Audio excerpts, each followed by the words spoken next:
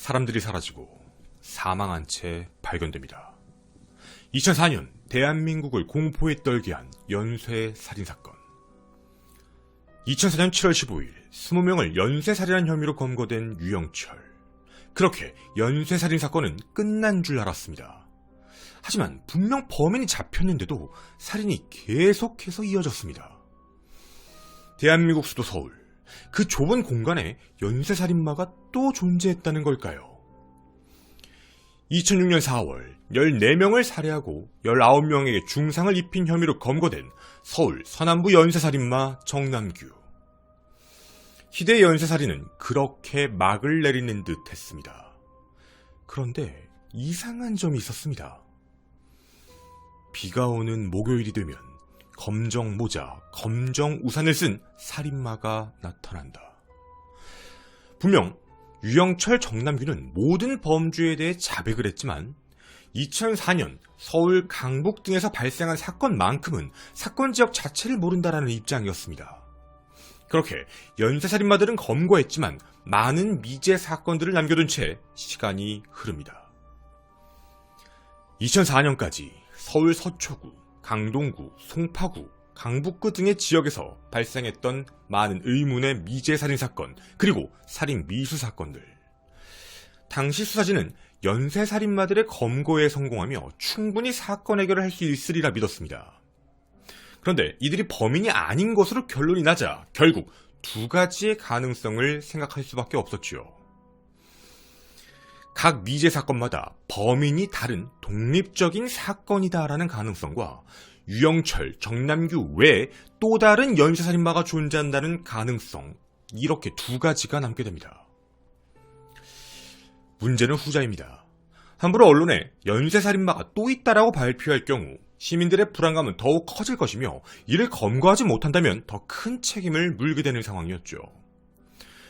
분명 정확한 증거가 없으니 단순히 독립적인 미제 사건이다 라고 판단할 수밖에 없었습니다. 하지만 당시 프로파일러는 전혀 다른 의견을 제시했습니다. 절대로 뒤에서 공격하지 않는 범행 패턴을 보였던 정남규. 자신만의 범행 도구를 제작해 통제 가능한 상황에서 피해자들을 살인, 시신훼손을 했던 유영철. 즉, 범인마다 가지고 있는 범행 패턴, 시그니처라는 것이 있는데 남은 미제 사건의 범인은 굉장히 충동적이고 즉흥적이고 뭔가 논리적이지 않으며 무차별적인 공격과 도망가는 피해자를 끝까지 따라가 공격하는 패턴을 보인다는 것입니다. 물론 직접 증거가 아닌 분석의 결과이기에 각각 발생한 미제 사건이라는 이름하에 시간이 흐르게 됩니다. 그런데 7년이 지난 2011년 전혀 예상치 못한 곳에서 사건의 실마리가 잡힙니다. 바로 흉악범이 수감되어 있는 경북 북부 제1교도소. 무기수 이진구가 간암 말기로 사망을 하기 전 양심 고백을 한 것입니다. 나 그리고 쌍무기수 이병주가 더 많은 살인사건을 저질렀다. 베일 속 감춰져 있던 2004년 서울을 공포에 휩싸이게 했던 연쇄살인마 2명이 또 나타난 겁니다. 46년생 이진구, 66년생 이병주. 저희는 과거 한 사건을 통해 이들을 언급한 적이 있었습니다. 바로 1998년 서울 강남구 신사동에서 발생한 사바이 단란주점 살인사건의 유력 용의자로 이병주를 언급하며 말이죠. 물론 추측입니다. 하지만 사건이 일어난 시기, 범행 수법 등이 이병주가 범죄를 저지르고 다녔을 당시와 매우 흡사하다는 점을 주목했었죠. 이게 사실이라면 90년대 후반부터 2004년까지 이들은 연쇄적으로 범행을 저지르고 다닌 것입니다. 이들의 연쇄살인 행각이 2004년 이후 멈춘 이유도 이춘재와 마찬가지로 무기수로 수감 중이었기 때문입니다. 2004년 12월 8일 서울 송파구 석촌동 소재 한 건물 내 전당포에서 57세 고 씨가 맞은편 비디오방에선 아르바이트생 23세 신 씨가 끔찍하게 살해된 채 발견됩니다. 바로 석촌동 연속 살인사건. 피해자 고씨의 경우 머리 부분엔 둔기로 수차례 맞은 흔적과 가슴 부분에 날카로운 흉기로 수차례 찔러 현장에서 흉부 자창에 의한 심폐정지로 사망하였고, 피해자 신씨는 가슴과 등 부분에 날카로운 흉기로 수십 차례 찔려 현장에서 사망하였습니다. 이 사건의 범인은 이진구와 이병주. 마약을 투여했던 이들은 돈이 부족해지자 평소 이진구가 알고 있던 전당포를 털기로 공모한 뒤 침입을 해 피해자를 살해하고 금품을 훔친 뒤 나오다가 맞은편 비디오방에서 신씨를 마주치게 되고, 이병주는 그를 따라 들어가 끔찍하게 살인을 저질렀던 겁니다.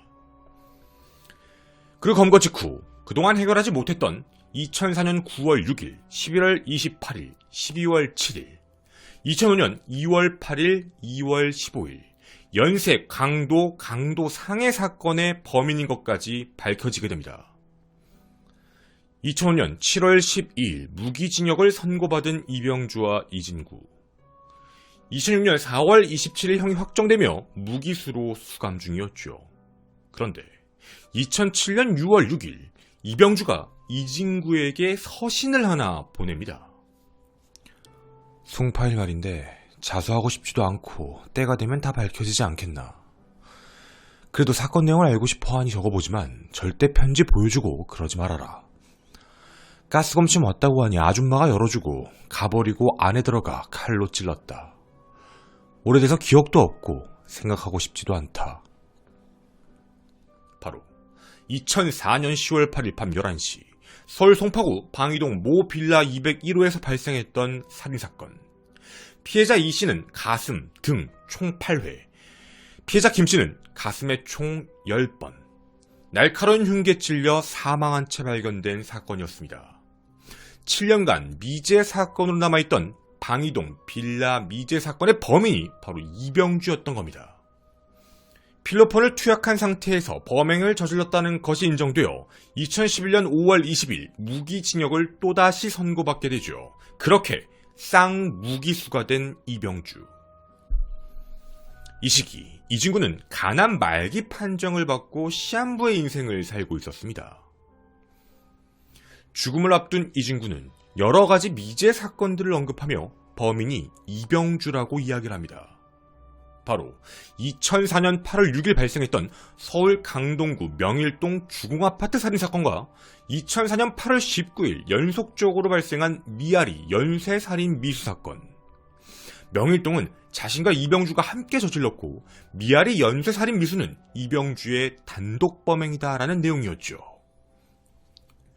2004년 8월 6일 서울 송파구 명일동의 한 아파트에서 가정주부가 끔찍하게 살해된 채 발견됩니다.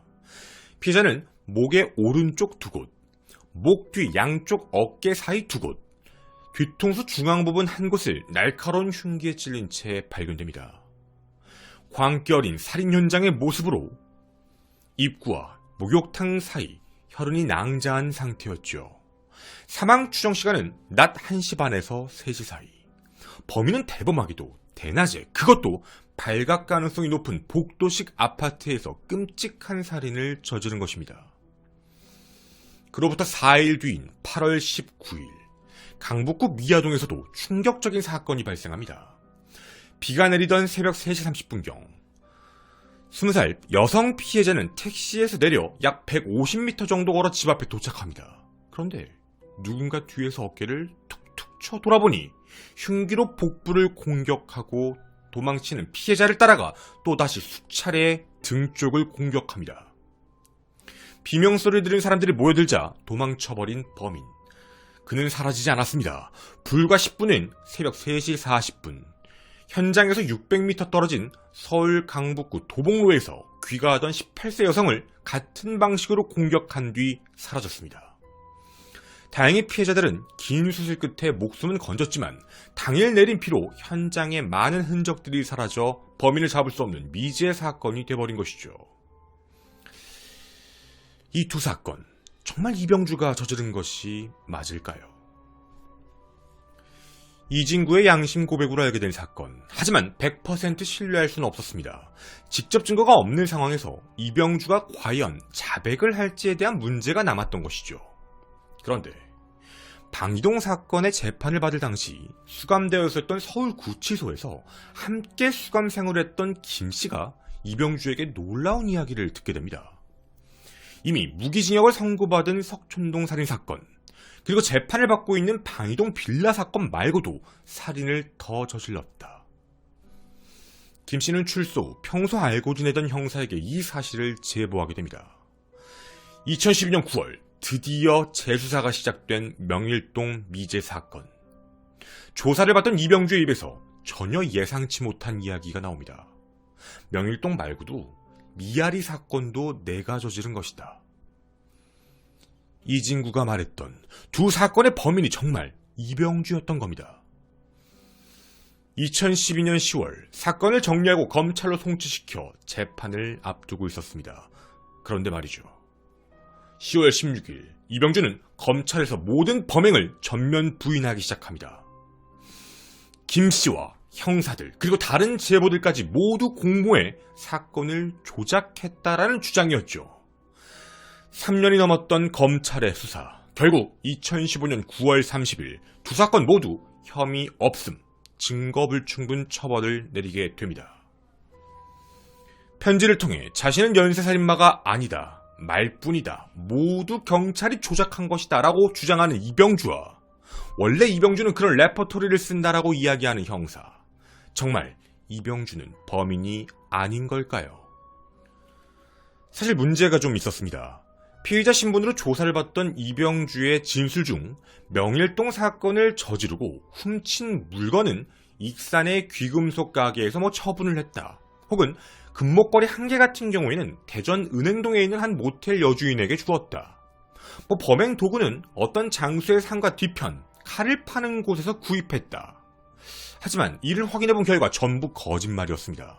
즉, 자백은 있지만 번복을 했을 뿐더러 모든 진술에 대한 증거가 존재하지 않았던 것이죠.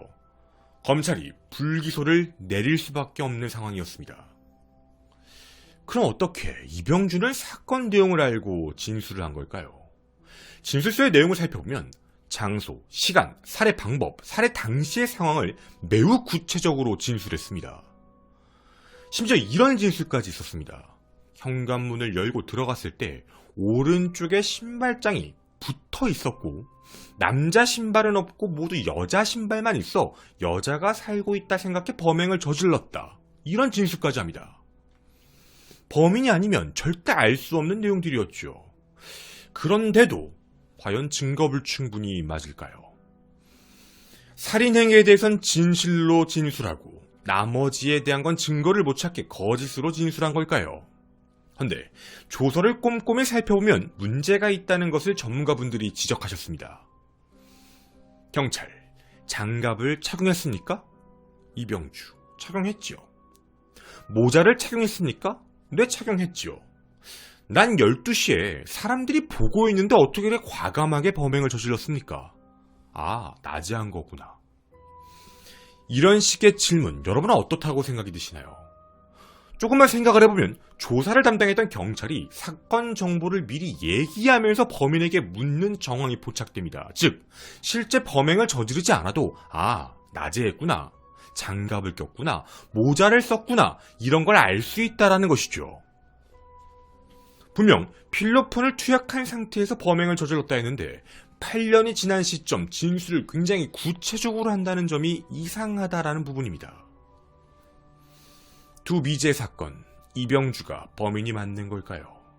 내용을 정리해보면 만들어낸 이야기일 가능성이 높게 점쳐지고 있던 상황이었습니다. 그렇게 당시 이병주가 범인이 아닐 가능성들이 거론되며 사건들은 또다시 미궁에 빠졌죠. 언제까지요?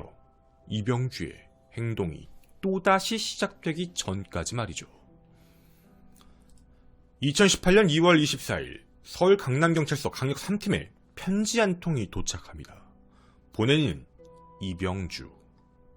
명일동 미제 사건과 미아리 살인 미수 사건을 자백하겠다라는 편지였습니다.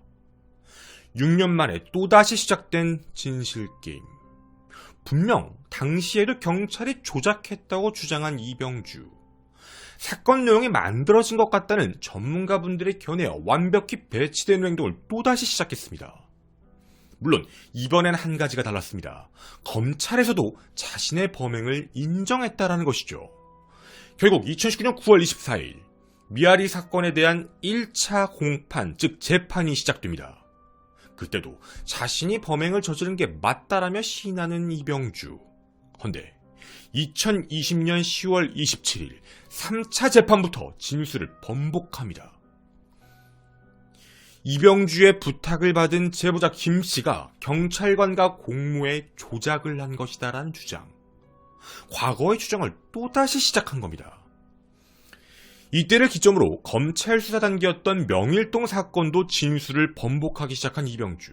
결국 2020년 7월 16일 명일동 사건은 다시 한번 증거불충분 처분을 받게 됩니다. 하지만 미아리 사건과 관련해선 재판이 계속 진행 중이었죠. 그 재판의 결과는 얼마 전에 나왔습니다. 2022년 1월 10일 선고 이병주 무죄. 자신이 진범이 맞고 2012년 수사를 받을 당시 자백을 하였다가 검찰에서 진술을 번복했던 이유는 담당 경찰관이 자백의 대가로 지급하기로 한 돈을 주지 않았기 때문이며, 지금 다시 자백을 하는 이유는 피해자들에 대해 죄책감을 느꼈기 때문이다. 2차 고백을 한 이유를 이렇게 설명했습니다. 재판의 쟁점은 직접 증거가 없는 상황에서 자백 진술로 유죄 입증을 할 수 있는가라는 문제였죠. 그런데 중요한 게 있었습니다. 미아리 살인 미수 사건은 피해자가 모두 살아있었습니다. 그때 당시에도 그리고 지금도 똑같이 증언을 할 수 있는 상황이었죠. 지금부터 피해자들의 진술을 읽어드리겠습니다. 미아리 연쇄 살인 미수 사건의 첫 번째 피해자 20살 A씨. 당시 반지하가 있는 방으로 들어가기 위해 핸드백에 있는 열쇠를 꺼내 열쇠 구멍을 꽂으려는데 갑자기 누군가 뒤에서 손으로 왼쪽 어깨를 톡톡 치기에 몸을 돌리는 순간 칼에 찔렸습니다. 다시 왼쪽 가슴을 찌르려고 해서 몸을 틀었는데 그때 왼쪽 겨드랑이를 찔렸습니다. 비명을 지르며 윗집으로 통하는 계단을 엉금엉금 기듯이 올라갔고 범인이 따라오며 등을 여러 번 찔렀습니다.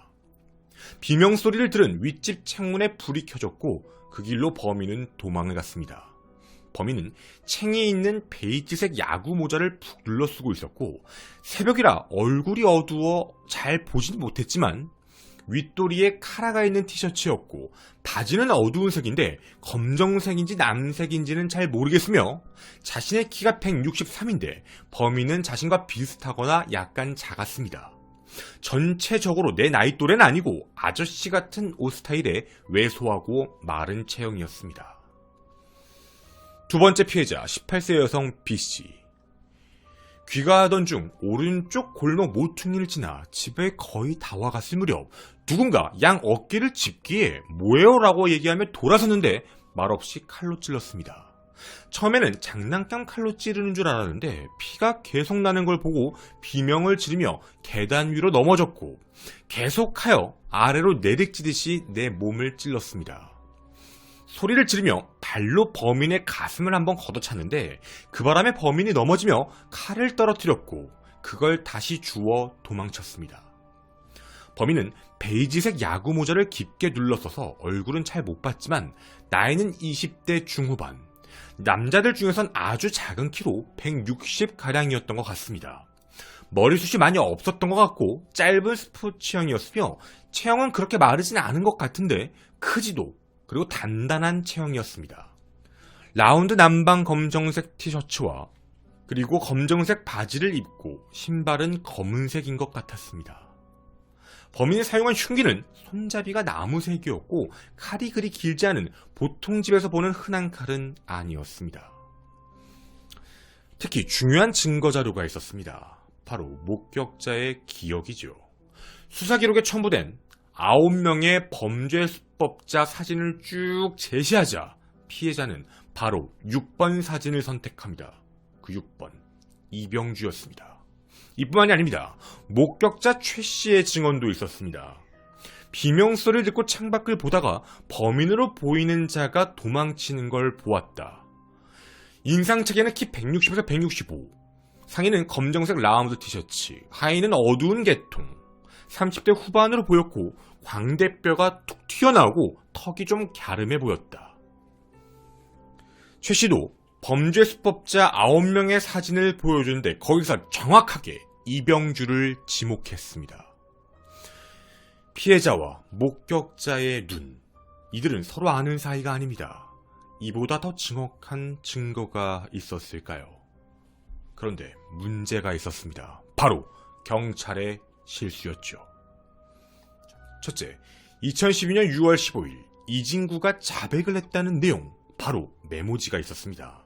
하지만 이 메모지는 이진구의 서명에 있는 것도 아니므로 정확하지 않기에 유죄의 증거로 삼을 수 없다는 점, 그리고 이미 사망해버린 상황이라 확인이 불가능하다는 것이죠. 둘째, 피해자와 목격자의 이병주 지목 관련입니다. 2012년 9월 이루어진 이 수사 보고서의 내용 분명 정확했습니다. 하지만 진술자였던 피해자와 목격자의 서명 혹은 기명 날인을 받지 않는 치명적인 실수를 해 증거 동의를 받지 못한 자료로 증거로 쓸 수 없게 된 겁니다. 분명 얼굴을 지목했지만 재판부가 받아들일 수 없는 증거였죠. 재판부는 이렇게 이야기합니다. 이병주가 범행을 부인하고 있지만 과거에서도 여러 차례 자백했고, 자백이 경위, 범행 방법, 도구, 핵심적인 부분들이 피해자의 진술과 상당수 일치한다는 점, 그리고 피해자와 목격자에 대한 범행 인상착의도 굉장히 이병주와 일치한다는 점에 비추어 강한 의구심이 드는 건 사실이지만 정확한 증거가 없는 상황에서 유죄 선고를 할 수 없어 무죄 추정의 원칙으로 무죄를 선고한 겁니다. 이상합니다. 이병주는 왜 자백을 하려고 하는 것일까요? 누군가는 이런 이야기를 합니다. 쌍무기수인 이병주, 감옥에서 심심해서 경찰을 농락하기 위해 이런 행동을 하는 것이다. 하지만 그렇다 하기엔 너무나 위험한 방식입니다. 경찰 조사뿐만 아니라 검찰 그리고 재판까지 받게 되는 상황. 그럼 남은 가능성은 두 가지입니다. 가능성 첫 번째, 쌍무기수를 없애고 나중에 가석방을 받기 위하여. 이병주는 미아리 사건 재판을 진행하며 이런 주장을 펼쳤습니다. 경찰이 모든 걸 조작했다. 지금 이 사건과 마찬가지로 자신이 무기를 받은 방이동 살인사건도 경찰이 조작한 거니 다시 재판을 해달라. 무기수들이 종종 쓰는 수법 중에 하나인 수사기관의 오류를 지적하는 겁니다. 지금 현재 이 사건이 조작된 거니까 이전의 사건도 잘못되었을 가능성이 있다. 억울하다. 다시 재심을 해달라는 주장을 펼치는 것이죠. 가능성 두 번째, 돈을 벌기 위해서. 돈을 번다. 무언가 이상하실 겁니다. 어떻게 돈을 벌고 그리고 무기수가 돈을 벌어서 뭘 하려는 거지? 라는 생각이 드실 텐데요.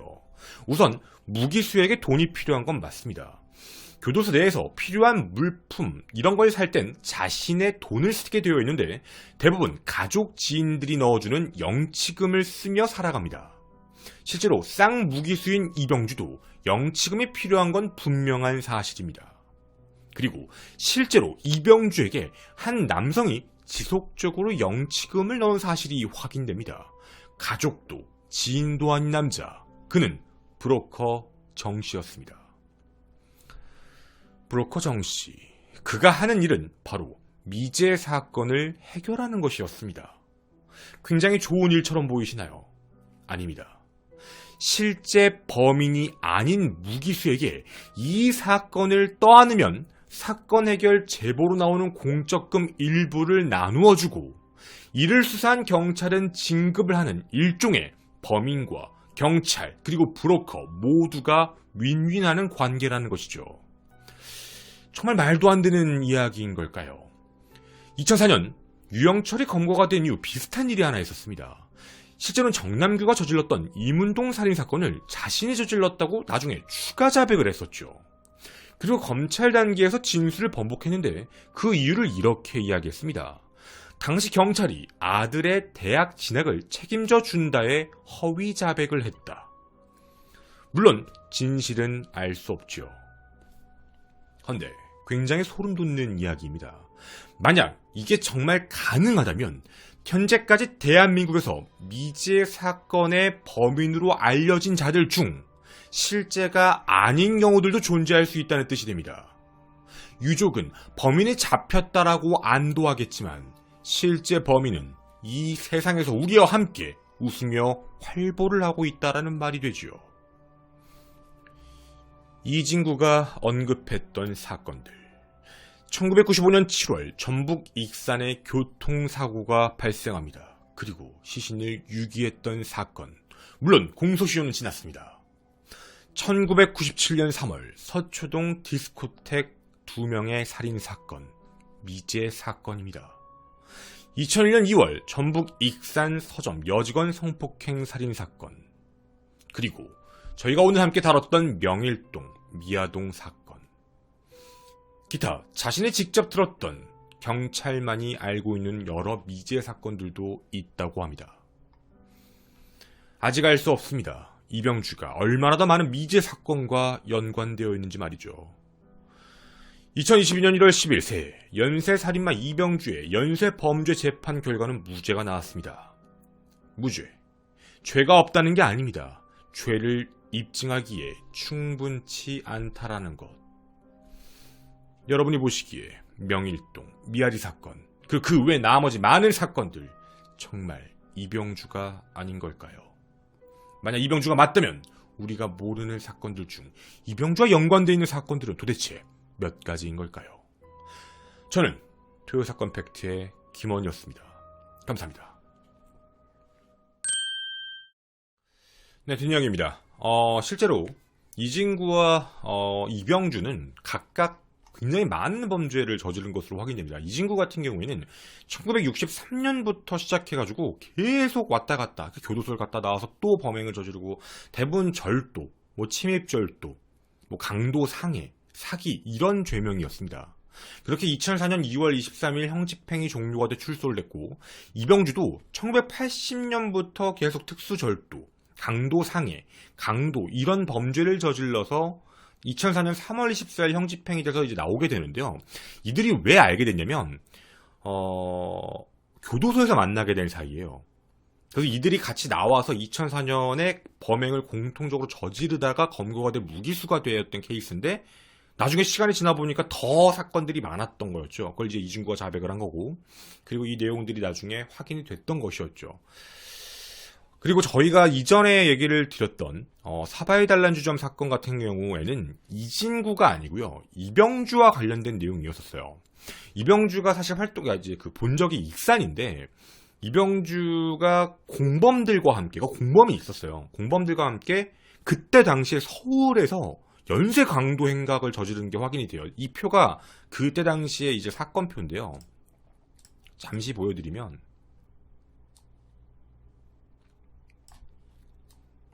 이런 사건이었습니다. 여기서 끝나는 게 아니고요. 사건이 더 있는데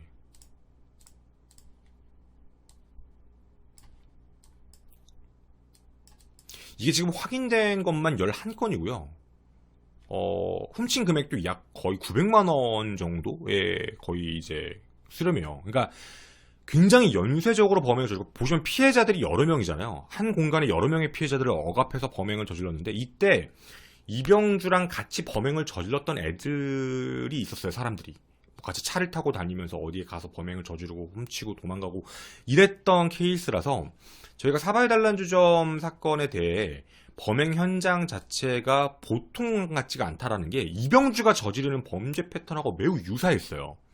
그리고 그 시기도 되게 비슷했고 그러니까 환각 상태에서 저지른 것 같고 여러 명인데 사바이 단란주점 사건 같은 경우에 보면 약간 뭔가 전문적인 사람과 아닌 사람들의 흔적들이 나와서 이게 조금 뭔가 매치가 되지 않나라고 해서 이제 말씀을 드렸던 거고 사실 외부에는 그렇게 많이 안 알려졌던 부분이긴 한데 사바이 단란주점 사건을 이병주가 저질렀다라는 의심에 대한 부분들이 좀 많이 있었어요. 그 이유가 이거 그냥 뇌피셜입니다. 이진구의 자백에 여러 미제 사건들 중에 껴있는 거 아닌가라는 추측이에요. 그러니까 이병주와 그 사건을 연관시킬 이유가 사실 없는데 굉장히 흡사하다고 해요. 이 외부에 많이 알려진 게 아니라서 저희도 다 뭔가 이렇게 뱉을 수는 없지만 행동 자체가 매우 유사하다고 해요. 그래서 이 내용으로 여러분에게 전달을 해드렸고요. 이병주는 현재도 수감 중이죠. 그리고 이병주는 쌍무기수로서 이번에 무죄 선고를 받았어요. 무서운 게 있어요. 앞으로는 과연 안 할까? 라는 생각이에요. 이병주는 돈이 필요해요. 이미 브로커를 불었기 때문에 자신한테 지금 영치금이 들어올 게 없어요. 그러면 이런 범죄자들은 단 한 가지 방법을 써야 돼요. 자기가 나갈 가능성이 없다면 영치금이라도 확보해야 되니까 진짜 이런 일들이 실제로 있는지 모르겠지만 어떤 형사적 거래를 하려나? 이런 의문인 거죠. 해서 이런 일들이 또다시 발생하지 않을까라는 생각이 들어요. 왜냐면 1차 자백을 했던 그리고 2차 자백을 했던 사람들 다 같이 동료 수감자였거든요. 지금 무죄 나왔죠? 이 이후에 또다시 이병주와 같이 수감 생활했던 그 누군가가 나 이병주한테 이런 얘기 들었어요 라고 해서 밖에 나가서 하면서 또 이야기가 공론화되면서 3차 자백, 4차 자백, 우리가 몰랐던 어떤 미제 사건에 대해서 아니면 우리가 알고 있던 미제 사건에 대해 자신이 범인이다 라고도 주장할 수 있겠죠. 그게 진짜인지 아닌지는 알 수 없지만. 그리고 그 경찰과 관련해가지고 뭐 경찰이 공모했다라는 부분에 대해서는 재판 판결문이 2022년 1월 10일 날 나온 내용을 살펴보면 내사 조사도 했고요. 재판부도 그렇게 얘기를 했어요. 그러니까 브로커와 경찰이 짜였다라는 부분은 확인되지 않는다. 그러니까 경찰은 몰랐다예요. 그런 부분들이 있었는지는 알 수 없었다라고 되어 있었고요. 그러니까 이제 이진구의 진술을 이병주의 진술을 신뢰하지 않아요. 그러니까 자백 진술과 관련해서 재판부가 뭘 인정하지 않는 거냐면 자기가 살인을 했다라고 자백을 했는데 그 경찰이 조작했다고 했잖아요. 조작도 거짓말이다라는 거예요. 이게 거짓말이니까 자백 동기가 거짓말이 된 거예요. 자백 동기가 거짓말이 되니까 얘 지금 자백 진술을 완벽히 신뢰할 수 없다. 지금 이런 문제가 낀 거거든요. 사실 자백이면은 뭐 재판이야 그냥 검거하고 형 때려야지라고 생각하시는 분들도 많이 계실 거예요. 근데 이게 조금만 돌이켜 생각을 해보면 자백만으로 어떤 사건에 대해서 유죄 판결을 내리게 되면 문제가 생길 가능성이 하나 있어요. 뭐 저도 이거는 뭐 여쭤봤었어요.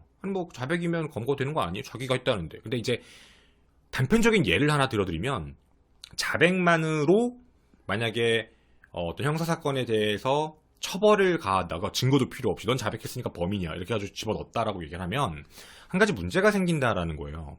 뭐냐면 누군가가 저지른 범죄의 대상에 대해서 내가 돈을 줄 테니까 네가 대신 들어가 살아라. 이런 거. 그러니까 형사거래가 될 수 있다는 얘기죠. 내가 어떤 범행을 저질렀는데 내가 돈 줄 테니까 네가 들어가. 이런 식. 왜냐면 자백만 하면 다 들어가면. 그러니까 무조건 자백이 있다 하더라도 이거를 직접 증거를 찾아서 확실히 증명을 해야 되는 이유. 이게 단편적 예시예요, 여러분. 증명을 해야 되는 이유들은 여러 가지가 있겠지만 이 얘기를 듣고 저는 납득은 했어요. 당연히 증명을 해야 되겠구나. 안 하면 좀 문제가 생길 수도 있겠다. 이건 또 다른 문제가. 그래서 그런 부분이었고요. 이병주가 솔직히 말씀드릴게요.